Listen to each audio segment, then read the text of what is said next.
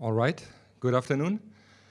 Welcome to Europol's headquarters in The Hague for our second press conference this week. Today we are launching the International Police Cooperation Center for the UEFA Football Championship 2021. I would like to welcome all journalists in the room, all liaison officers, of course everybody who follows us via the live stream, and certainly our guest speaker. We will listen to 3 statements, and then we have the opportunity for a question and answer session. And for journalists with an interest, we will have a guided tour to the operational center. To start, I would now like to invite Europol's Executive Director, Ms. Katrien de Bolle, to take the floor with her statement. The floor is yours.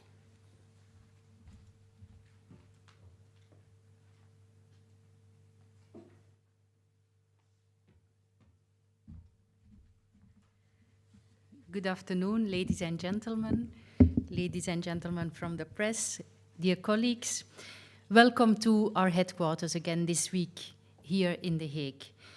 I would like to thank you for accepting the invitation and for attending the press conference of today, because together with the head of operations of the Dutch police, Max Daniel, we are very pleased to launch the International Police Cooperation Center for the UEFA European Football Championship 2020. After 1.5 years, with all sorts of restrictions due to the COVID-19 pandemic, we are very happy to contribute to a new sense of normality. We look forward to having a secure and a healthy championship.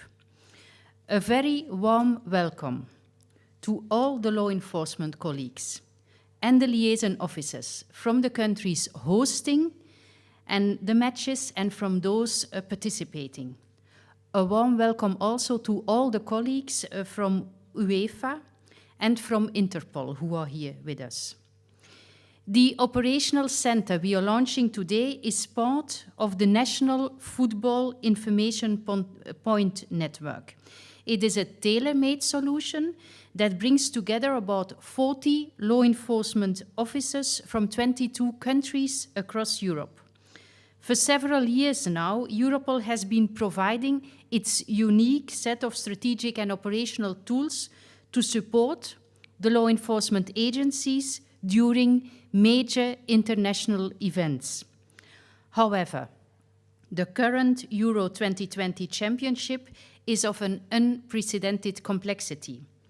It is the first ever championship organized by 10 different countries, instead of only 1 or 2 as we had seen in past editions. It is also the first large-scale event organized during the COVID-19 pandemic related to sports. And all this, of course, presents important security challenges. Therefore, close cooperation and coordination between these 22 countries and Europol is of paramount importance. To keep the game safe, the operational center is prepared to react to any criminal threat which may endanger the smooth flow of the competition. To all the players and to all the supporters who have waited for this event already for 1 year, I wish you a wonderful championship. Also, my gratitude to all the women and men from law enforcement agencies and first responders who make this championship possible. And to all the law enforcement officers in the operational center at Europol, I wish you a fruitful work and a peaceful and safe European football championship. Thank you very much for your attention and for being here today.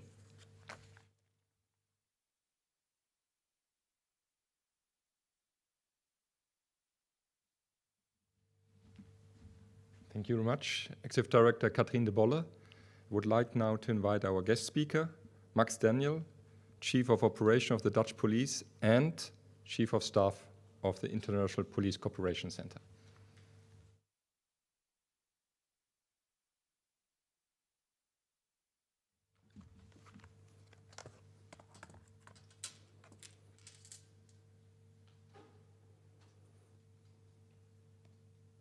Ladies and gentlemen, dear colleagues, the police are connected to neighborhoods, the web and the world, and effective crime fighting and maintaining public order is by definition transnational, which is why we look at crime flows globally.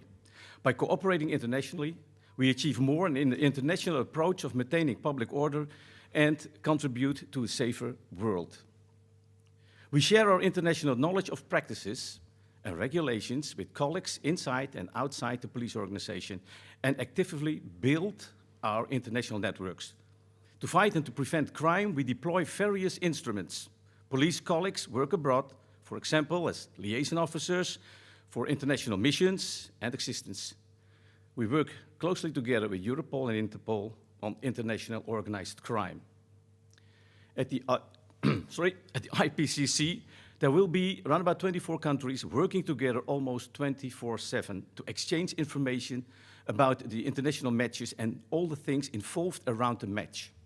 They are gathered here together at Europol, here in Den Haag, and with all of them together, the exchange of information is going faster, more efficiently, and hopefully more effectively. And of course, it's easier to work together like this. All this to maintain public order. Next to the 24 participating countries, there are 2 host countries and a delegation of Europol, Interpol, and the UEFA, and all of them working actively together. Normally, the IPCC is set up in the country of where the European Championship is held. And because the European Championship is hosted in several countries this time, Europol offered the facility here to facilitate the IPCC as a network partner in the NFIP, and we'll explain you later what it stands for, and the NFIP network as well.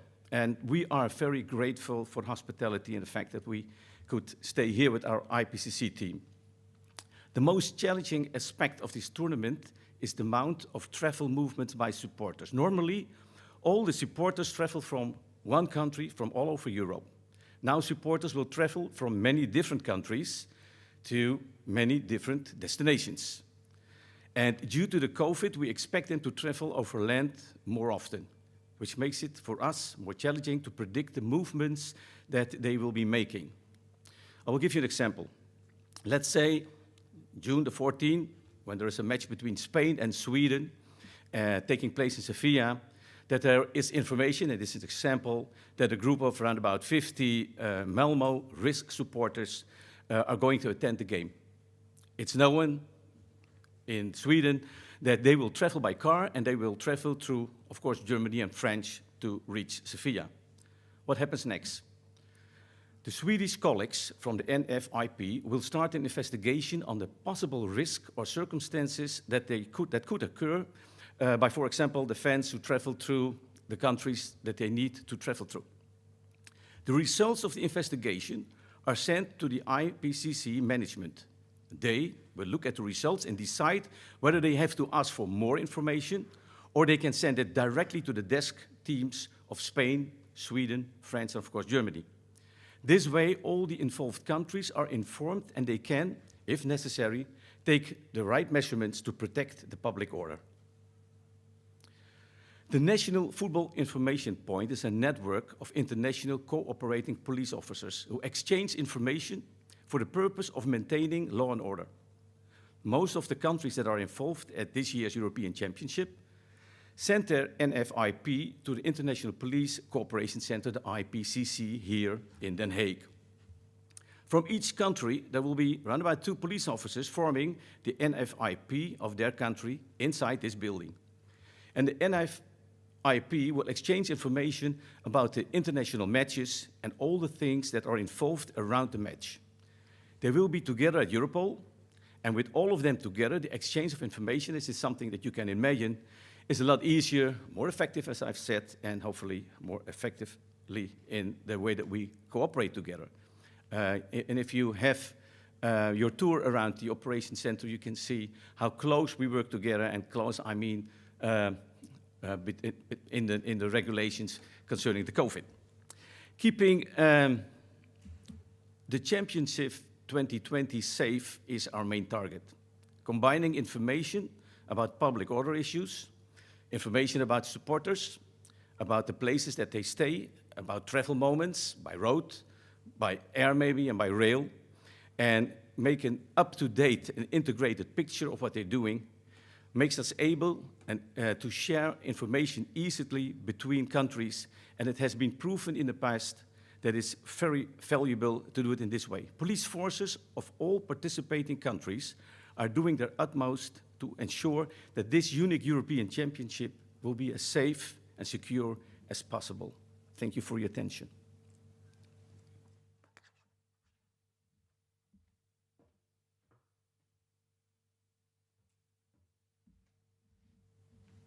Thank you very much, Max Daniel, Head of Operations of the Dutch Police.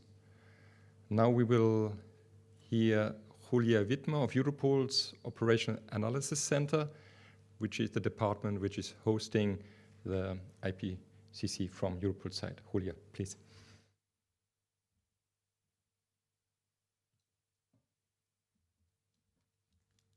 Good afternoon, everybody.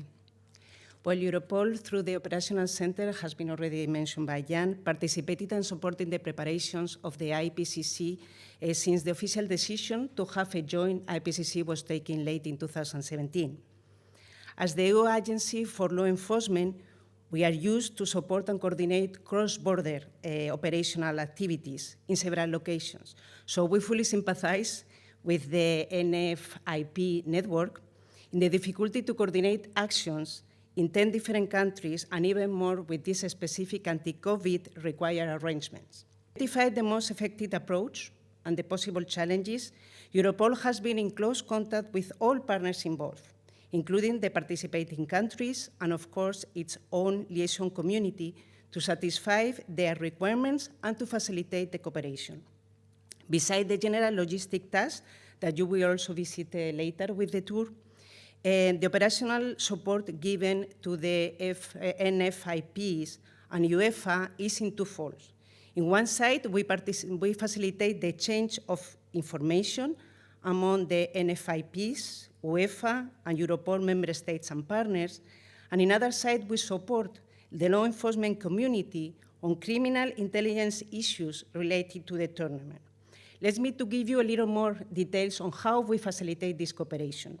If we talk about the information flow, a specific technical setting and workflow was designed to facilitate the information exchange among the network of the National Football Information Points and the IPCC via the establishment of a dedicated Europol platform for experts that we call EPs to permit this exchange of information and data pre- and post-match assessment between the participating, hosting, and playing countries.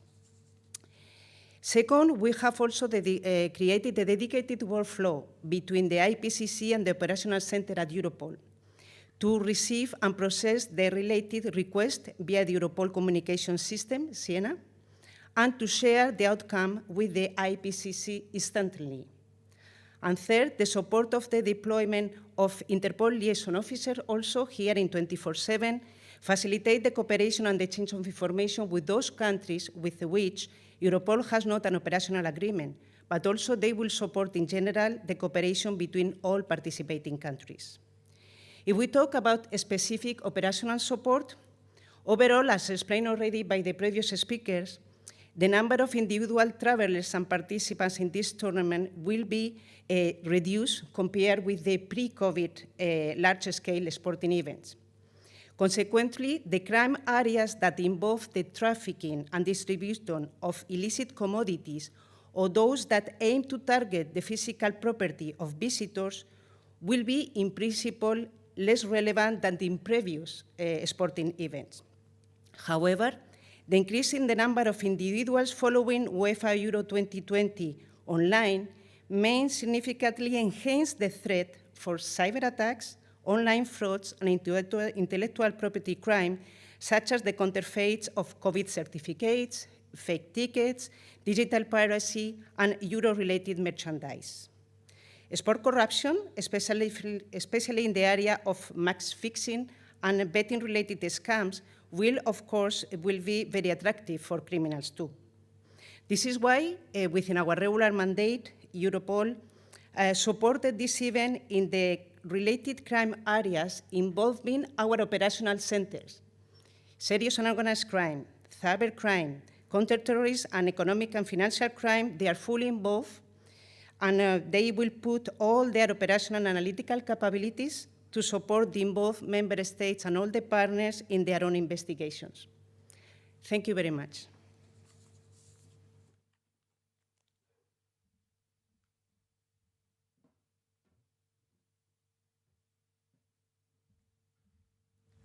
Thank you very much. Julia Wittmer, Head of the Operational and Analysis Center at Europol, which also hosts the 24/7 First Response Center.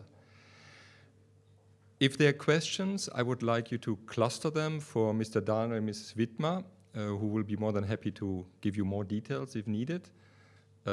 Because we can't have both speakers without the mask on the stage. So I would say first, are there questions for Mr. Max Daniel, Chief of Staff of the IPCC?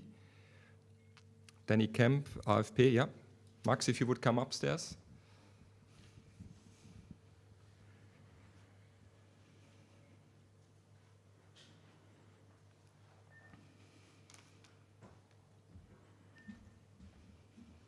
Sure. Hi, Danny Kemp from AFP, Agence France Presse. I just wanted to make sure I've understood the sort of profile of the threats you're expecting. Basically, fewer hooligans, but more difficult to keep track of. Is that the overall, the overall sort of threat profile you're looking at? Yes, that's correct. That's correct. Because of the COVID rules that we have, we expect not so high number of supporters at all. So I think the number of hooligans will be limited as well. But still, it's very difficult for us because of the COVID rules. Most of them will travel by car. And there will be a lot of more movements if it's about traveling because of the fact that we play in several countries and not in one country only. So until now, we think it's still quiet at the front. But yeah, we are alert. Okay, that was my next question, really. Do you have any sort of prior intelligence? Are you expecting anything major of that sort? Nothing yet that worries us. Okay, and secondly, in terms of other issues that you're dealing with, I mean, is hooliganism the main threat, or what are the other? What would you say are the other most serious challenges that you're going to have to deal with over the next month? Yeah, that's difficult to say. I think first of all, the challenge will be everything that has to do with COVID. And the information that we have from the several NFIP countries, colleagues, that they have from their local teams. So we are still waiting on information that gives us, let's say, a quite good view about the things that are going to happen and what's coming in our direction, if it's about information that's interesting for us. But until now, and I repeat, there is nothing that worries us if it's about information and possibly hooligans coming to what kind of match ever.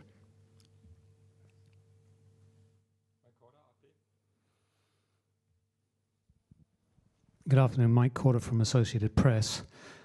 Can you tell me about the relationship between Europol, your organization, and Russian authorities? I was at the Euros 4 years ago, and Russian hooligans were responsible for some pretty grim scenes there. Are you cooperating well with them? Yes, we are cooperating well with them. They will join us, I think, and maybe this weekend. That's what we hope, that the Russian delegation will be here as well. We have an excellent cooperation with the Russians. There is no country at this time where we have any problems if it's about cooperation and joining information. And on the COVID front, are you going to be responsible here for policing crowds outside stadiums? We've seen in the Netherlands recently big crowds celebrating teams that have won the championships that have been, not adhering to COVID rules. Are you involved in that, or is that down to locals? No, we're not involved in that. It's a responsibility for each and every country where the match is playing, and the commanders responsible for the stadiums and everything around the stadiums. But if there is special information about groups who are willing to organize parties around stadiums, then of course we will give them the information. Oh, we are not responsible in the way that they will respond on this information. Any more questions for Mr. Max Daniel? Now, this conference is as easy as the information is until now. Thank you.